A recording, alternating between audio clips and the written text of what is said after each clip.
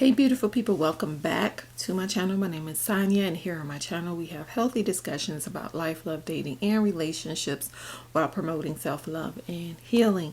And I sometimes use hot topics and TV shows as my medium, and today we are talking about Married at First Sight season 16. I am including episode 10 and 11 in this conversation.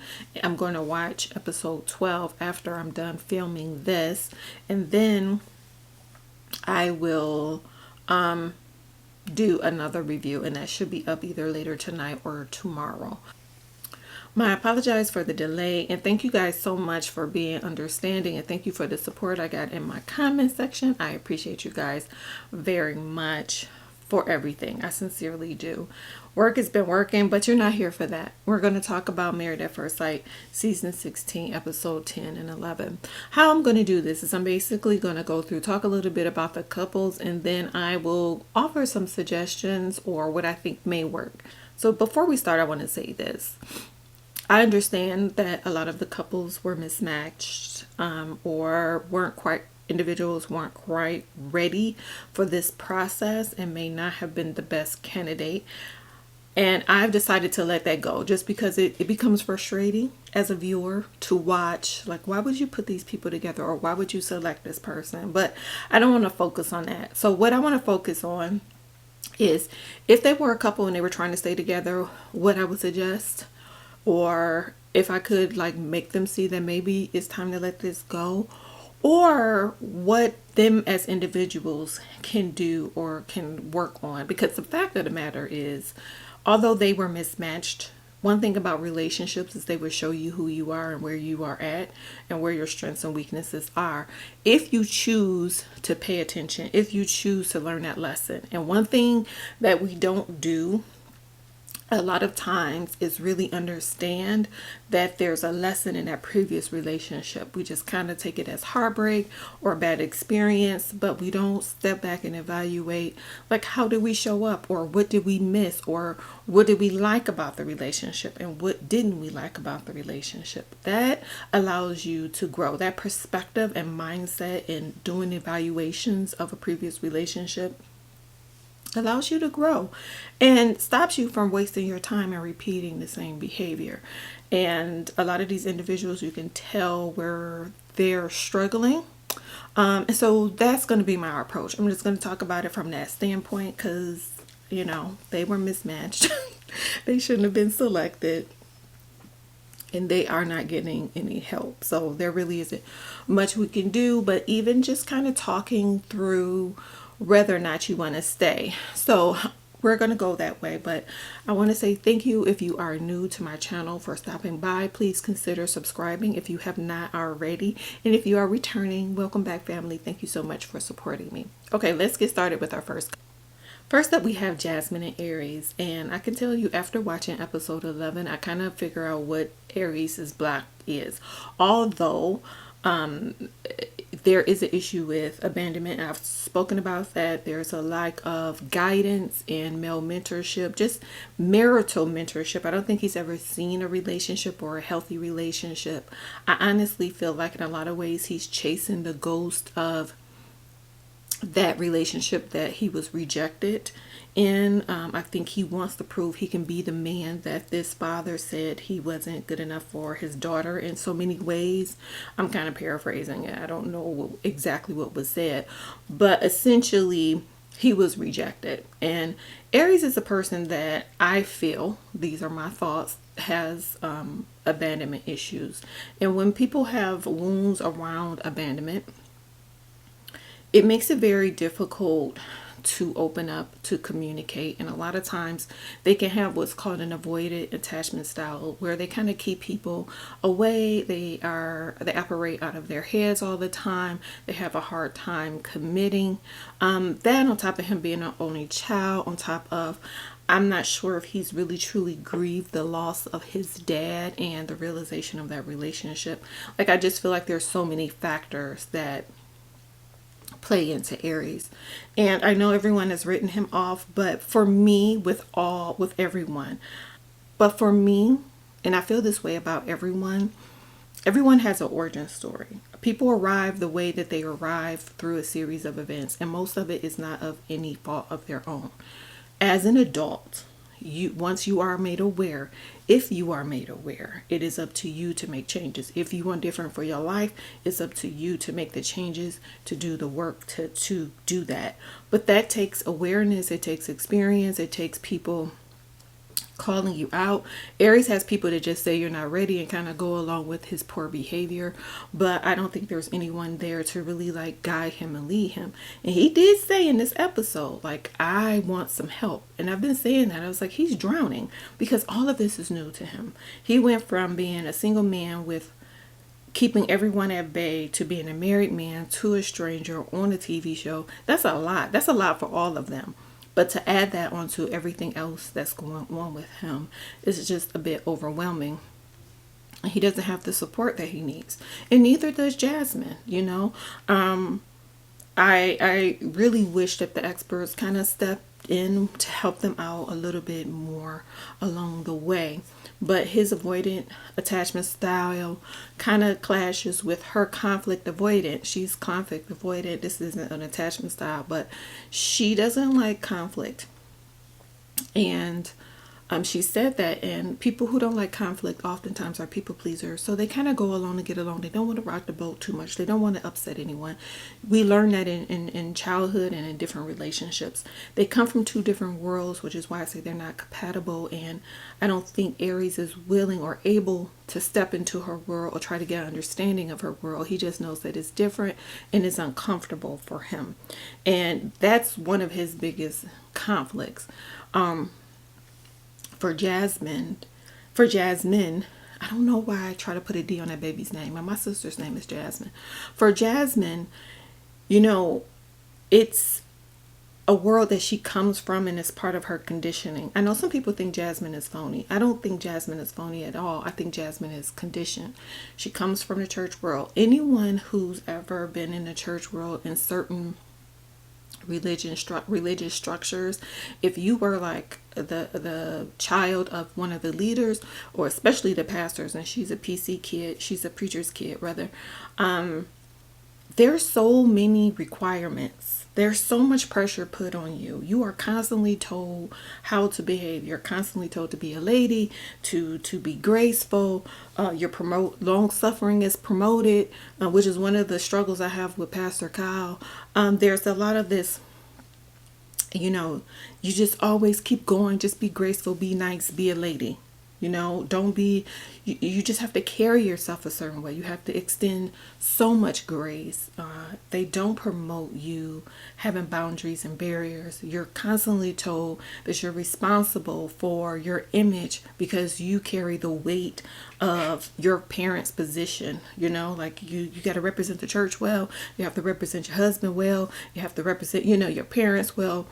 Everything you do is to please your community and everyone else, and your voice gets lost. And that's why I feel Jasmine has a difficult time really using her voice, because she's been conditioned that that's not what you do. So I think that comes more from her church world. And then you add the pageantry world, her being a pageant queen, onto that. And again, it's about representation. It's about poise. It's about being a lady. It's about being graceful, how you carry yourself, how you're going to be viewed. You are judged. Right? That's part of the process of being in a pageant. You're judged based on how you speak and how you carry yourself and how you look. And so, although I feel that there's a part of Jasmine that really wants to tell Aries off and say what she really feels, she's been conditioned that that is not what a lady does, especially with her husband. And if you are part of certain church groups, you understand that you don't conflict with your husband. You let your husband lead. The problem is Aries doesn't know how to lead, right? The bigger problem is her voice is stifled and she's frustrated. Similar to Shaq, there's like this frustration there because I can't say what it is that I really want to say. Shaq kind of goes too far, but I'll talk about him soon. But with these two, that is the problem. So if I was working with Jasmine, one of the things we would do is talk about and look at and evaluate for one, this people pleasing part of her and how we can help rectify that. And then also really get into, is this the man for you? Like, you're focused on having sex, right? And him not wanting you, which my heart breaks for her that this is a constant conversation that keeps coming up. But I think something else we really need to dive into is, you have to understand it's not just about this man picking you and choosing you. You are choosing a life partner as well. And does he measure up, or is he who you're looking for? Not even measure up. Is he who you're looking for? So we will lay out, what are your intentions of being married? What type of husband do you want? And is he that husband, right? Is he going to be, she's a church girl. Do you want a man that's in a church? Because I don't think Airris is part of the church. I don't think he's a church guy. I didn't really watch the beginning, so I don't know. But how active is he in a church? Will that be the same for you? Like, is this something you want for your husband? Do you want a husband that leads in prayer? Does he lead in prayer? Do you want a husband that's a leader? Do you see a leader in him? Does he lead you how you want to be led? I personally believe in partnerships. I don't believe in a man leading me. I believe in my partner leading in areas that he should lead in, and I want to trust his leadership, but I believe we are partners. You need to know for you what's important to you. Is it important to you that he can make all of the decisions? Is it important to you that he can make all of the decisions, or what is it that you're looking for in a partner? Then I would want her to look at, will he protect your heart? When we talk about a provider and a protector, we're not just talking about a physical protector. We're talking about someone who is going to protect your heart, your spirit, and your mind, right? If I trust myself with you, how will you protect me? When they were having this conversation about sexual partners, when they played the game, you can tell that he's not in a place and space where he could properly protect you on an emotional level, right? He tried to down on her and dump on her for not having the same experiences that he did or he has, right? And then that's another thing. Like, if you look at his past, is that okay with you? For some people it's fine, and no judgment here, but is that okay with you? What if he doesn't have sexual discipline? That's something to look at. But just a side note with that conversation, I think the purpose of that conversation was twofold. Number one, Airris wants Jasmine to let her hair down. He wants her to kind of come out of her shell. People who have issues with avoidant, that have that avoidant attachment style, are always worrying about whether or not you are true. If you're going to leave, am I going to be surprised by who you are truly? So there's that aspect there. I think part of him wants to see her because she's kind of even keeled. He doesn't know if she's going to change once they decide to stay married, if they were to stay married, or like just who she is in general. And I think that's causing some fear, and it may be part of these walls being up. I don't think Airris is not attracted to Jasmine. I think, one, they're not compatible. Two, he has some fear there because this is, like I said before, he's not used to this kind of woman. This isn't the kind of woman or lady that he's used to. And so that's causing him some conflict.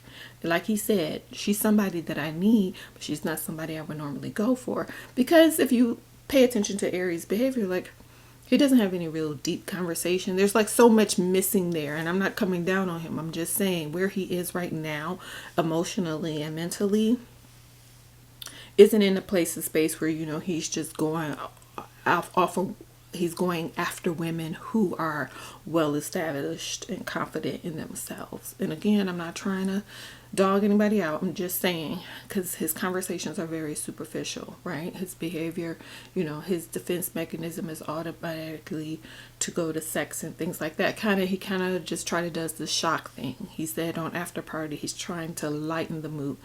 He is in over his head. I've said that before. But getting back to Jasmine, if you really evaluate this man for who he is right now, is this the person you want to be your husband? Would you want to move forward with him in life? Do you think he can offer you what it is that you need, right? I know she feels rejected because he keeps saying he's not attracted to her. I don't even think it's about the lack of attraction. I think there's way more there.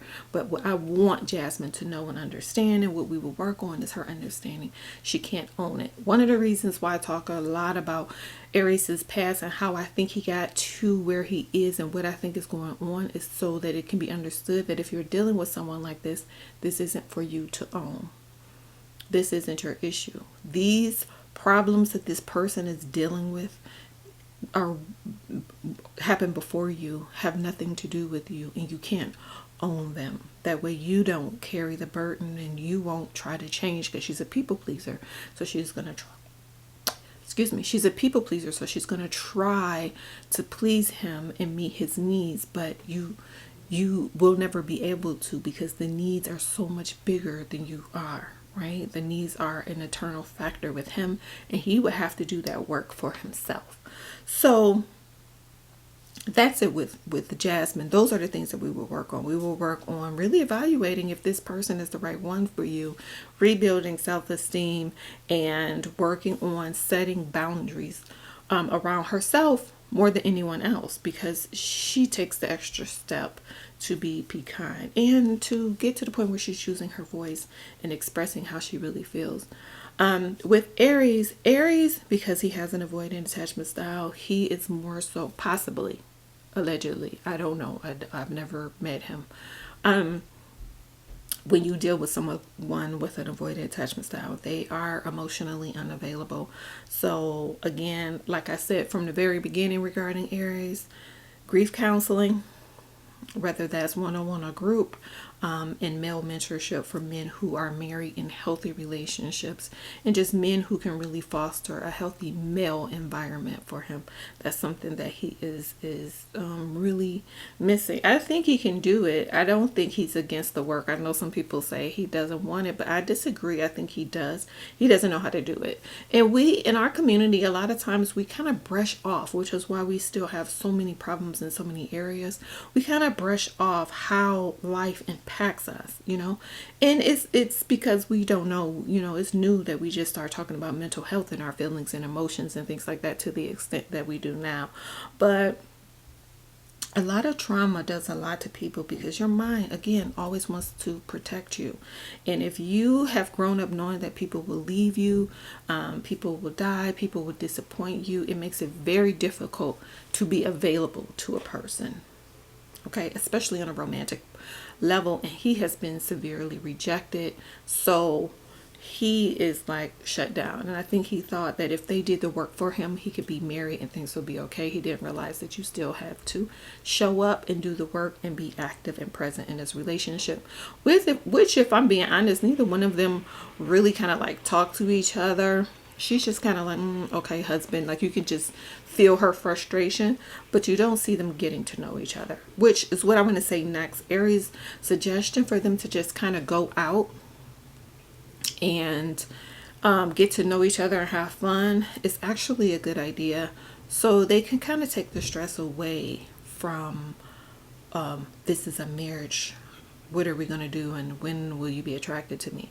Just kind of get to know the person for who the person is and determine if this is the person you want to spend your life with. I think would be better. I think it would be a great idea for her to have a cousin's night at their house, so he can see her around her family, so she can be supported, and so she can also kind of like, communicate and let her hair down a little bit and have some fun. I think his suggestion to do that was actually a really good suggestion. So I don't know if they will make it, but even if they don't, or even if they do, the fact of the matter is there's an issue with communication. We would need to work on that, how to properly communicate to get your needs met and really express how it is that you're feeling, in a kind way, but honest, and being true to yourself and not betraying yourself. Setting boundaries around yourself, not leaning into someone else's issue and allowing that person to deal with their own. Respect. Aries needs to learn to respect his wife, right? And then Aries dealing with his own his own issues that makes him unavailable, he will still need to address that.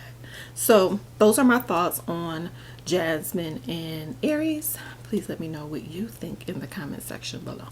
Our next couple is Clint and Gina. I love seeing that they are having fun. I owe Clint an apology. I said I thought Clint was going to be the kind of person who used his big voice and things kind of to get people to kind of basically distract the people or individual from seeing the true him, and that's not true at all. Clint, just from that conversation he had with his mom, I realized that Clint has been allowed to be Clint. Clint has been allowed to live his life out loud, and that's how we just get the Clint that we get, right? But he actually has a very big heart. He's a nice guy. He really wants to be married. He really wants to love someone, which is huge. I don't think people really realize how much marriage is about service. Relationships are about service as well as, you know, meeting your own needs. I talk a lot about self-love. Self-love is important because self-love is the best love. And if you love yourself, you show up better in your relationships. And you treat yourself well, and you won't allow yourself to be mistreated. But also if you are in a relationship, you serve your partner. It's about compromise, and a lot of times people don't want to give up themselves in any kind of way, which we kind of see that with Gina. Gina is very, very guarded, and I'm not sure that Gina is over her past relationship. A lot of times, because we are successful in other ways, so we have a heartache, we go full throttle and throw ourselves into a project, into our career, into education, into our children, into our family, but we still haven't dealt with the heartache, right? You've just misdirected the energy or directed the energy in another way, but you haven't dealt with the issue. You haven't dealt with the heartache. And for me, that's where we would start with Gina, because even if her and Clint don't make it, you have to be willing to be open to a person, and I don't think she's willing to be open to Clint. I think there's some scars there. I don't know if that last person really talked about her weight or what the case may have been, or what it is that Gina's holding on to, but those are some of the things that would need to be addressed so that she can be open to be in a relationship. One thing one thing I would say is that when you want to be in a relationship, you have to ask yourself, are you self-aware? Are you aware of who you are? Are you self-reflective? Are you able to reflect on your behavior? And when someone says something to you, are you able to reflect on yourself to determine if it's true or not, you know? And then are you self-corrective? Are you able to correct your own behavior? And we see that Gina has issues with being self-reflective and self-corrective. I think she's aware of her behavior, but being aware isn't enough, right? I think you can be aware and know that these things are wrong, know that there's a wall up, but if you don't do anything about it, that's just you knowing, right? And if that's the first step, for sure, that's a great job. But that doesn't mean that you're doing what needs to be done to make yourself available for a relationship. The risk of a relationship is a potential heartache. It is, you may lose this person, whether you lose this person because of an illness, because of an unforeseen death, or if you guys just don't work out, you know, it is a risk that you take. But to love someone and to be loved and appreciated in a healthy manner honestly makes it worth it. So unless you never want to be loved, again, you know, and that's up to you. But I feel like us as human beings, we do deserve love. You know, we are made from love, so I feel like that is important.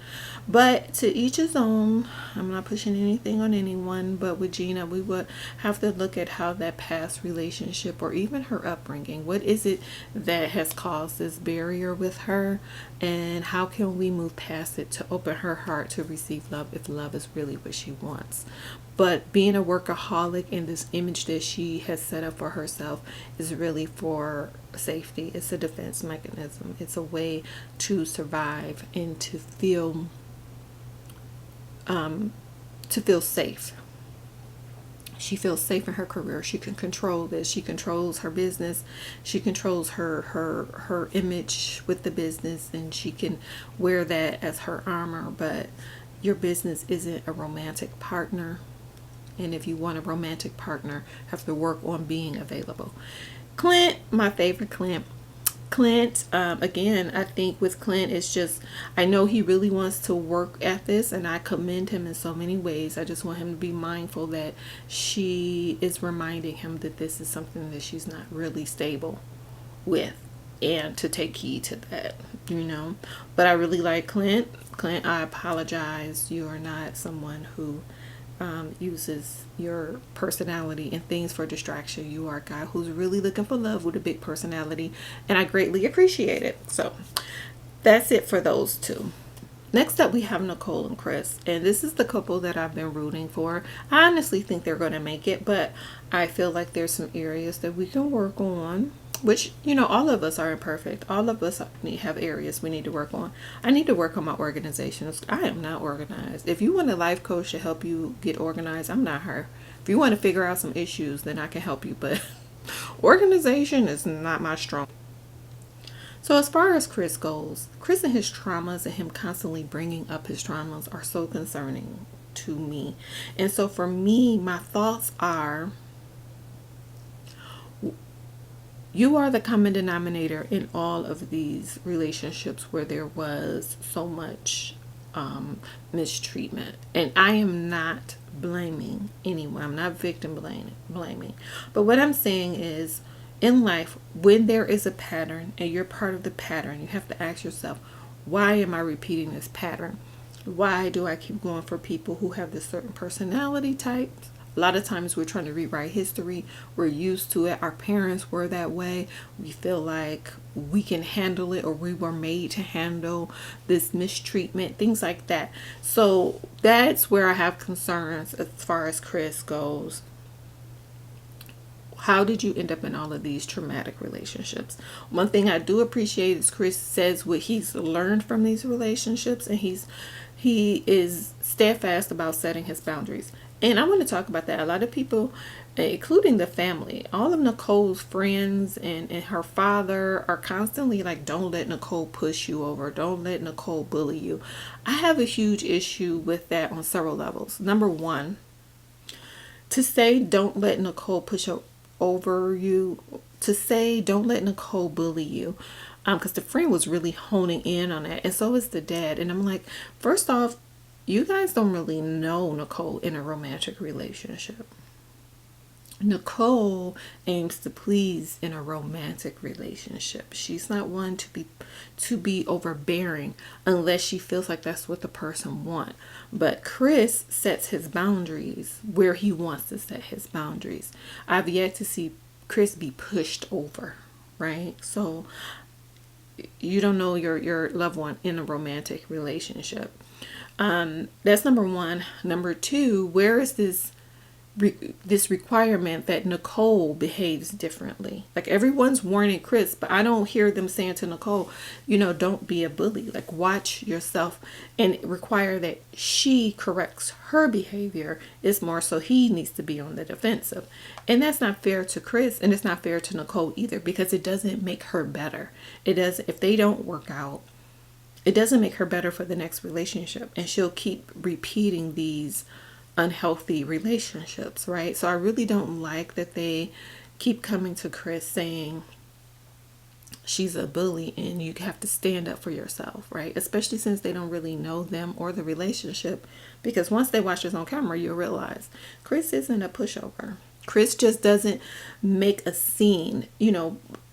Understanding a person's background, how they communicate, how they learn, and how they express themselves are so important. That's something you should figure out during the dating stage. Some people are not rah-rah. Some people just say what it is and let that be that. Some people have to make more of a scene. Some people will say one thing and do another. It just takes learning your partner, but start by asking And I wish the family would stop saying that. The other reason is because it doesn't make Nicole look good. You can tell that he already has like his concerns, and you guys aren't making your loved one look good. You keep saying that she's a bully and she's a pushover, and I don't think Chris wants to deal with that.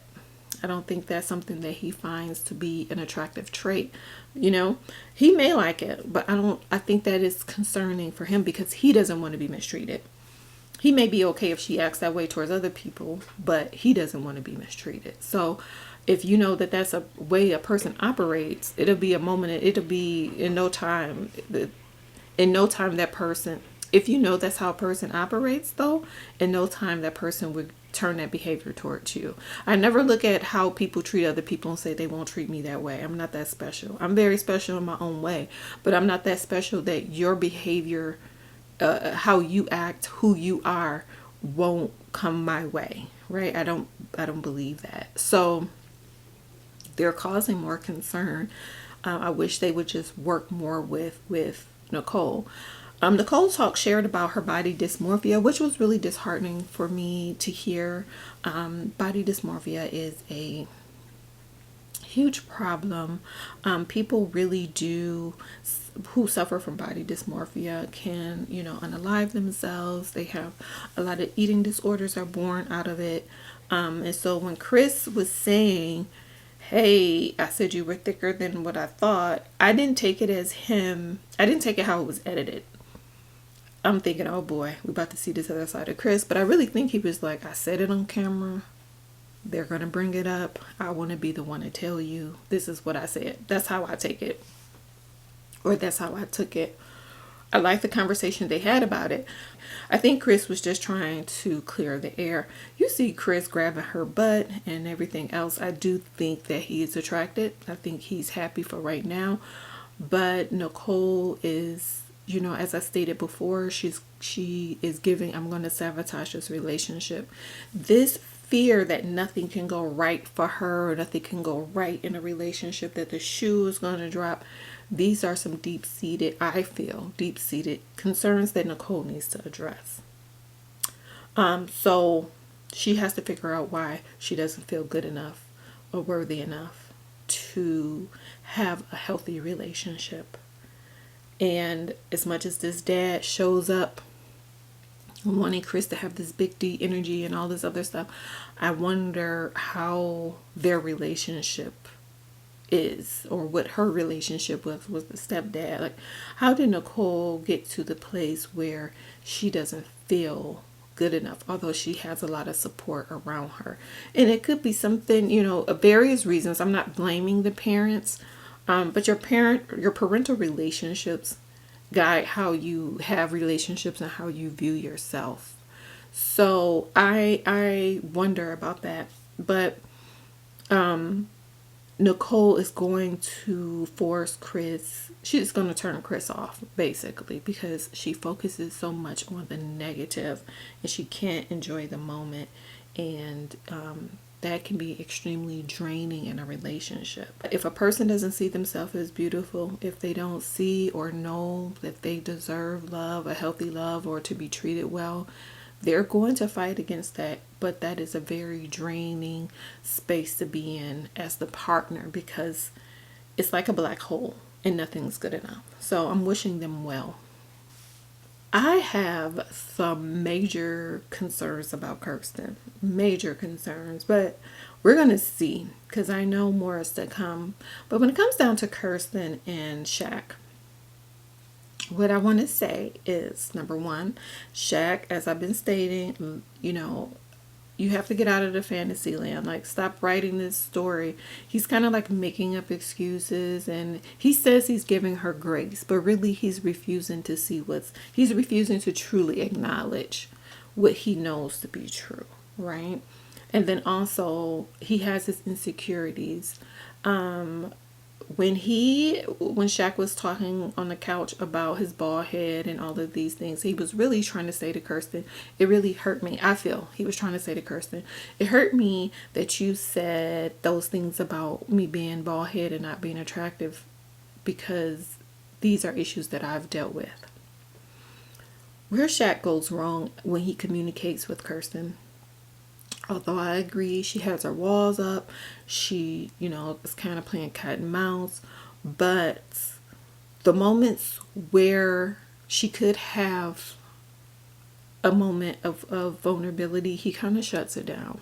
So when they were on a couch and they were talking, and he asked her what was something that, when it was asked rather, what is something I don't know about you? And she was trying to get it out because she was trying to figure out what to say, because she still has to keep this image up, but she wants to share a little, I think. And he said, I already know that. Like, he kind of cuts her off, and he does that a lot. Let me say this, I feel like Shaq is trying to exert his manhood, right? He's trying to prove I'm a man and I'm masculine, because I feel these are things that he has struggled with in his past. And this need to be super dominant is really problematic in a relationship, because you don't give her a soft place to land. Yes, Kirsten's playing cat and mouse, but I do think she would open up more. She has said, talk to me and not at me. And he continues to talk at her. He makes decisions without her, right? So for someone who is shut down, the fact that I know that you don't really want to hear what I want to say, or you're going to be super aggressive, like you don't know what background she comes from. She may have come from a background where there was a lot of yelling, screaming, and a lot of abuse. So you can see her go into her shell when he kind of reacts the way that he does. And when they were on the sofa, and he said, I know that already, and she just kind of went back in her shell. When they were shopping for the plants, like, why just not let her pick a plant? And that's something that you two can do together, but he has to control the plant selection. No, I don't like that. No, he disagreed with everything she said. So you don't give her a healthy place to communicate, and for someone who has their own issues with communication, because she has her own issues with communication and with opening up. And yeah, she may not like Shaq, but I still feel like these are problems. She was in love with the last guy and she didn't communicate with him, and they were together for years. You know what I mean? So this is the issue for her. If you want someone who is guarded to open up to you, you have to allow an environment that is welcoming to them opening up. And they're not doing that, So I would really want Shaq to work on that. Being able with them too, it would be about working on your communication style. Like, don't wait till you get so frustrated to say something. And then sometimes you have to set your intentions clear. I know he's frustrated, but at the same time, and I'm not blaming Shaq, I'm just saying he's frustrated, but there are times you lean into the behavior. So if she doesn't want you to touch her off camera, don't allow her to touch you on camera. Like, you are frustrating yourself when you kind of go against what you know isn't right. When you kind of take what you can get, right? I'm going to take what I can get. You get what comes with it, essentially. And so I've been saying for Shaq, like, don't let someone play with you.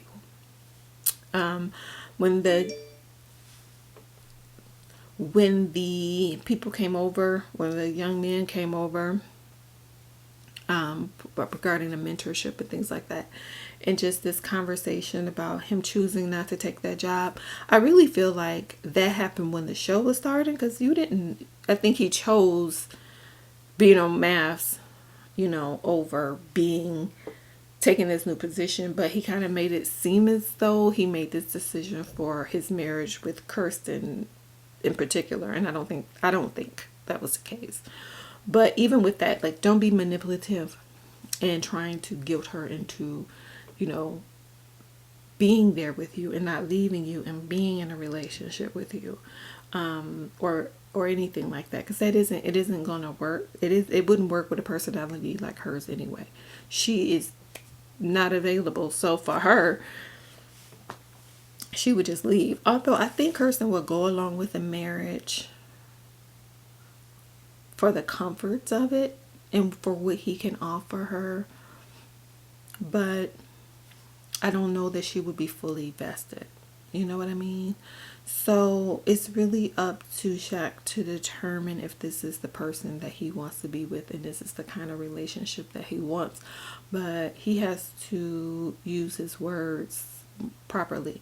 As far as Kirsten, like I said, I have some concerns. I'm going to wait a little bit because I know that they have a couple other episodes coming where they talk about their childhood and stuff, and I really want to hear that before I say what I'm thinking. But I do have concerns about or for her, I should say. And that's really it. That's it for all of the couples. I think it's important to create what we call share meaning. Share meaning is when you learn about each other, right? Which is something that Clint and Gina are doing. They're learning about one another in a way, because Gina is still kind of, she's slow, but she's moving at turtle speed, but that's okay. You learn about one another. You also create memories. Like, I loved the rodeo. I loved, just them out having fun and having a good time. And I think more of that needs to happen with the other couples, just to kind of take kind of the weight off of, decision day. Although you still think about decision day, but try to just see if this is somebody that you even want to be around. And you have to see the human part of them to know that. So let me know what you guys think. Leave it in the comment section below. Please don't forget to like, share, comment, and subscribe. And most importantly, don't forget to love yourself for who you are. I will see you soon. Take care. Bye bye.